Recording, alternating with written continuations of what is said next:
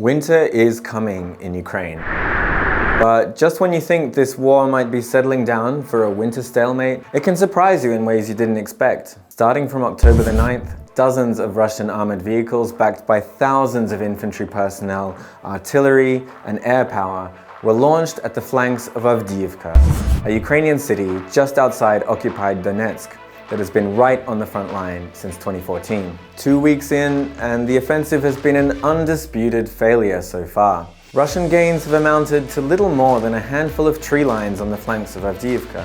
Instead of achieving the rapid advances Moscow was hoping for, the Russian attacking force instead became the main characters in a seemingly endless stream of Ukrainian drone footage of destroyed Russian armor in the fields around the city.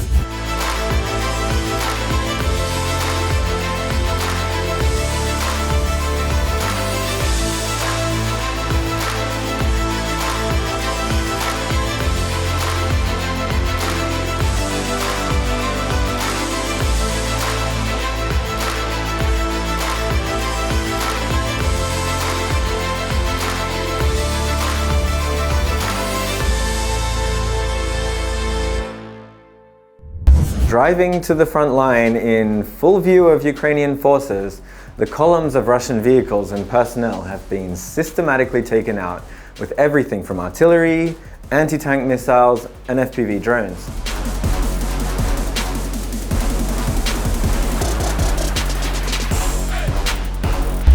The scale of the carnage is clear from the soaring figures of Russian losses reported by the Ukrainian military. On October the 20th, the General Staff reported record daily numbers of Russian personnel, tank, and armored vehicle losses over the entirety of the full-scale war. One commander I spoke to fighting in the area said he just couldn't understand what Russia was thinking. In one Russian attack that his unit fought off, from an attacking force of 60 Russian soldiers, only 5 made it out alive. But why did Russia choose Avdiivka for this large-scale armored attack out of nowhere?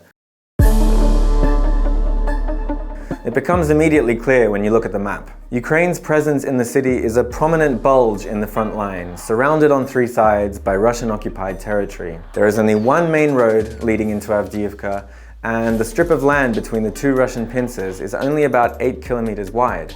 The Russian leadership thought they could snatch a clean, easy victory here before winter, encircling and taking an entire city quickly, compared to the 9 months they took to finally capture Bakhmut in May. But Russia's motivation here isn't just about military strategy, it's also deeply political.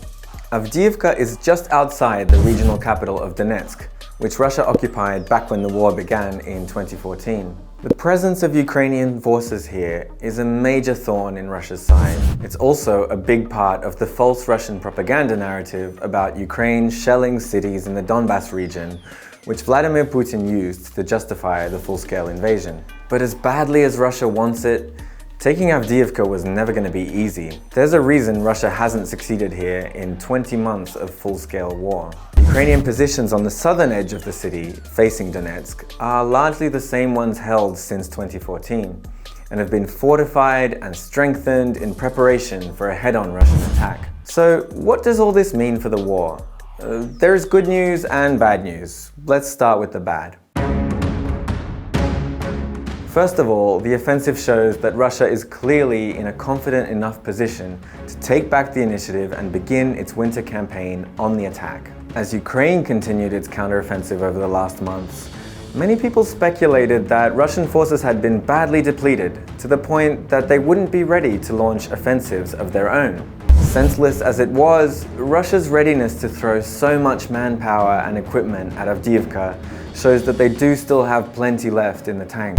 On the bright side, Russia has lost a large chunk of these forces in just a few weeks of combat and hasn't come close to achieving the quick victory they wanted. Russia's full-scale invasion started with a plan to take Kyiv in 3 days. That failed thanks in many ways to the stupidity of their planning and the poor quality of their forces. Fast forward to now, and Russia's new plan to capture Avdiivka in 3 days has failed for much the same reason. So what can we expect going into the winter? Avdiivka remains in a tricky position, and Russia could still change to the grinding infantry assault tactics that worked at a very high cost in Bakhmut. Ukrainian troops defending the city could be in for a very hard winter. More broadly though, Russia's disaster in Avdiivka is just yet another sign that neither side is likely to have success taking large areas in maneuver-based offensives in the near future. Both sides are dug in, the minefields are thick, and the positions fortified in the most key parts of the front line.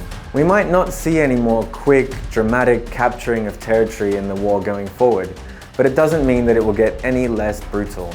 Do be sure to check out our website for a deeper analysis on the offensive. We at the Kyiv Independent are doing our best to keep you updated with the latest developments in Russia's war against Ukraine. Please subscribe to our YouTube channel and share what you thought in the comments.